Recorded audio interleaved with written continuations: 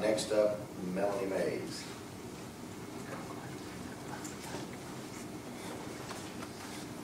My name is Melanie Mays. I live at 4042 East Spur Hill here in Lakeland. On January the 17th, 2019, Chief Benson came before this board with all of you present and said, and I quote, "Shelby County Fire Department has intentionally delayed having a fire class waiting on Lakeland to determine if they are going to start a fire department. They have not been able to hire or promote firefighters and paramedics because they are still waiting on this board to give them an answer." That was January the 17th. It is March and they are still being held hostage by 3 Lakeland commissioners. Josh Roman sponsored the resolution to delay a decision until January 1st of 2020. He stated his rationale was, and again I quote, $900,000 of profit.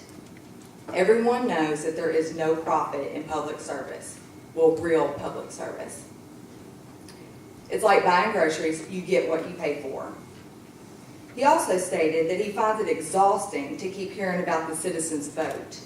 This is off the topic of public safety, but I have to say that I cannot believe that he said that out loud, but I 100% believe that he meant it. Michelle Dial, you stated you needed the extension so the mayor could bring you data and you could educate yourself on the topic. The fire department was one of 2 major issues in the election in which you just ran. Mayor Cunningham stated that he had the data and ran the numbers preparing to run for office. Did you not research this issue? I did, and I saw both of the fire studies that Chief Benson presented, so I wanted to know what the mayor knew that we didn't know.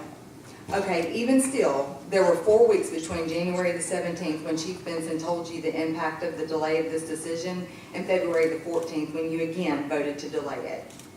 Did you not think that public safety of Shelby County citizens was reason enough to research the issue yourself if you had questions?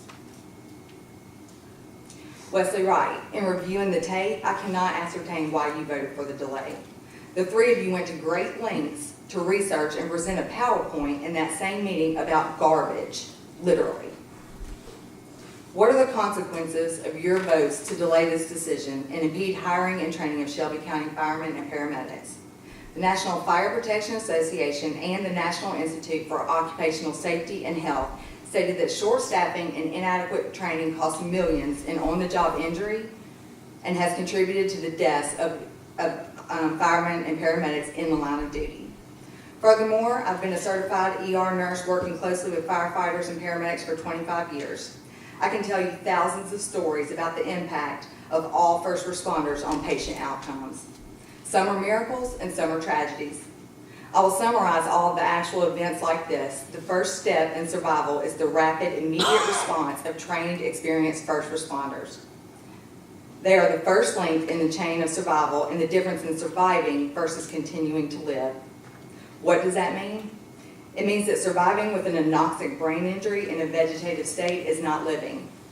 And if you think that that cannot happen, then take a field trip with me. Come and walk with me one day in that emergency room and see the outcomes of these patients.